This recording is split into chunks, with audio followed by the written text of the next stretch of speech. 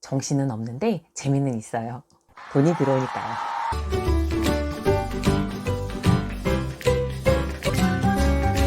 그럼 59만 2천 원을 벌었습니다. 안녕하세요. 오늘도 당근입니다. 가정의 달 5월 모두 잘 보내셨어요? 5월이 가정의 달인 만큼 행사가 많았잖아요. 어린이날, 어버이날, 스승의 날. 개인적으로 저희 집은 친정엄마 생신, 올케 언니 생일, 신랑 생일에 제 생일까지. 와. 거기에 5월 한 달 동안 당근 마켓으로 중고품 판매를 54건이나 했어요.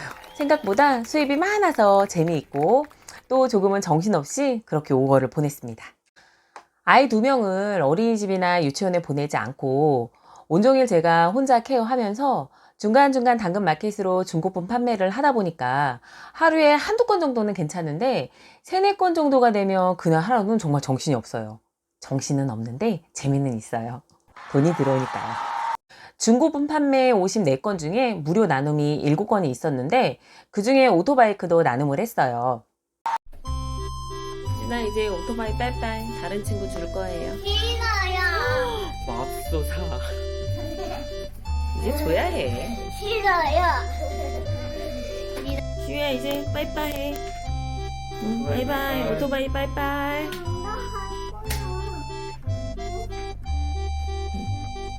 이제 젤리 먹으러 갈까? 그래 가자. 와 가자. 이제 오토바이 빠이빠이 하고. 주지 말까? 그냥 가요. 안녕. 주지 마. 안녕. 주지 마. 아빠 주지 마. 아빠 주지 마. 가자. 젤리 먹으러 가자. 어떤 젤리? 집 한켠에 거의 방치되어 있어서 나눔을 했는데 보낼 때는 항상 이렇게 아이들이 힘들어해요. 하지만 젤리 하나면 게임 끝나요. 그 뒤로 찾지도 않습니다. 한 분이 여러 건을 구매해 주시는 경우도 많아요. 5월 2일 날 건수는 4건이었는데 한 분이 9개의 물건을 구매해 주셨어요. 준비하는 과정에서 픽업해 가실 때까지 그 재미있는 과정 보여드릴게요.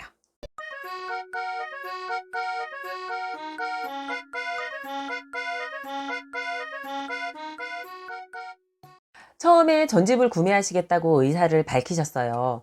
드디어 전집이 판매되는구나 하고 생각이 들면서 좋으면서도 왠지 시원섭섭하더라고요. 그리고는 바로 찜해놓은 다른 물건들 사진을 쭉 보내주셨어요.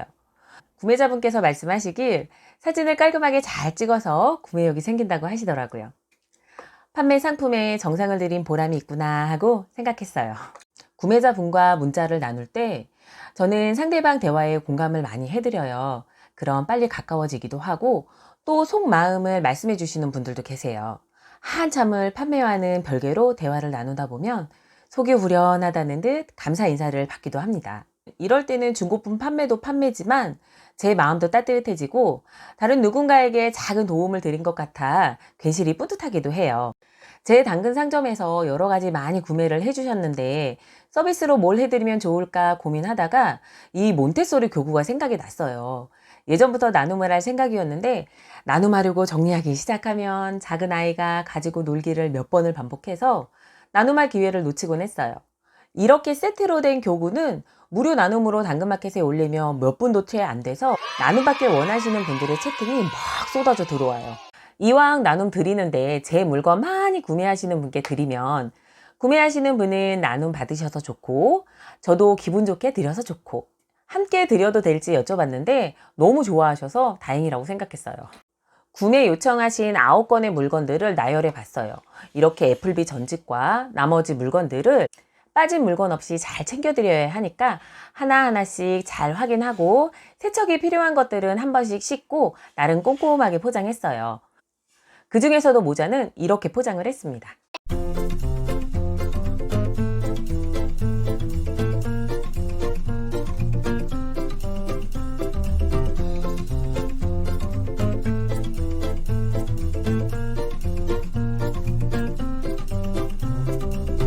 나눔으로 드리는 교구들도 박스부터 안에 내용물까지 확인하는데 이렇게 빠진 물건들은 저희 집에서는 여기에서 찾으면 돼요.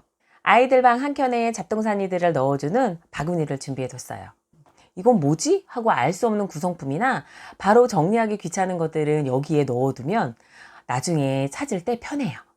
아니나 다를까 여기에 빠진 교구가 있었습니다. 이렇게 빠진 것도 채워놓고 손상된 박스도 복구 작업을 살짝 해서 준비해놨어요.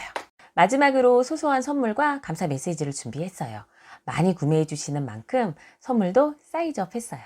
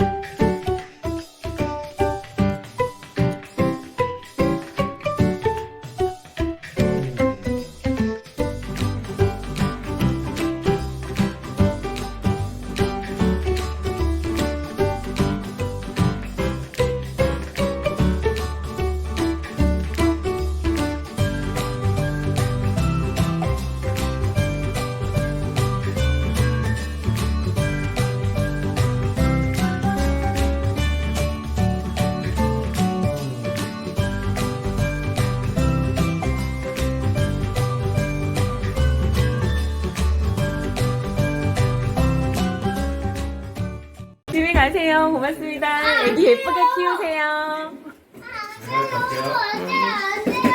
안 돼도 어쩔 수 없어. 이제 빠이빠이 하는 거야. 동생 주는 거야. 네, 다녀와요. 이번에도 찡얼거리는 아이들을 달콤한 간식으로 유혹하고 진정시켰는데 역시나 그 이후로 한 번도 교구를 찾은 적이 없었습니다.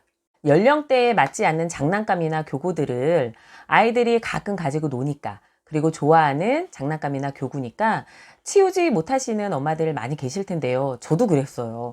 그런데 집에서 나가는 순간만 잠깐 찡얼거리고 그 다음부터는 잘 안 찾아요. 하지만 치우기 전에 이것만은 꼭 지켜주세요. 아이들에게 치운다는 걸 어필하셔야 돼요. 허락을 받는 건 정말 어려운 일이지만 어필은 해주셔야 돼요. 이제 이 장난감 다른 동생에게 물려주자, 이렇게 얘기해 놔야 나중에 후유증이 없습니다. 엄마, 그 장난감 어디 있어요? 라고 물을 때 며칠 전에 다른 동생에게 물려줬지 라고 말할 수 있잖아요. 그래야 아이와 안 싸워요. 안 듣는 것 같지만 아이들이 다 듣고 기억하고 있거든요. 집에서 잠들어 있는 중고품들 아까워서 언젠가는 쓰겠지라고 생각이 들어도 1, 2년 정도를 한 번도 꺼내지 않았다면 그 물건은 비워야 하는 것 중에 하나예요. 1년 동안 한 번도 건드리지 않은 옷, 신발, 가방도 마찬가지예요. 내년에도 같은 자리에 그대로 있을 거예요. 그래서 비우셔야 해요. 그러면 집이 깨끗해집니다. 5월 한 달 동안 54건의 판매 중에 7건이 무료 나눔이었고요. 47건의 판매는 수입이 생겼어요. 중고품 판매로 5월 한 달 동안 수익금 59만 2천 원을 벌었습니다. 당근마켓 가계부랑 실제 판매 건수와 수익금이 다를 수 있어요. 이렇게 판매글 하나에 여러 가지의 물건을 파는데 일부는 판매되고 일부는 남아있는 경우에 거래 완료를 하지 않으니까 다를 수 있죠. 당근마켓을 통해 100만 원을 넘게 중고품을 판매했을 때도 있는데 그때는 고가의 물건이 판매되었을 경우였어요. 명품이나 값비싼 좋은 물건이 아닌 그냥 집에 잠자고 있는 안 쓰는 물건들 판매해서 이 정도 수입이면 괜찮지 않나요? 저는 매월 당근마켓으로 평균 2, 30만 원 정도는 벌고 있는데 지난달 5월에 60만 원 정도를 벌어서 비자금 통장이 두툼해졌어요. 아이 키우는 전업주부가 아이 간식 정도는 사줄 수 있는 능력을 만들어준 당근마켓, 해볼만 하죠? 당근마켓으로 중고품 판매해서 돈도 벌고 당근마켓으로 무료 나눔해서 왠지 뿌듯하고 이렇게 비움을 통해서 짐이 줄어드니까 집도 깨끗해지고 참 좋죠. 여러분도 한번 도전해보세요. 오늘 영상은 여기까지고요. 다음 영상에서 또 찾아뵐게요.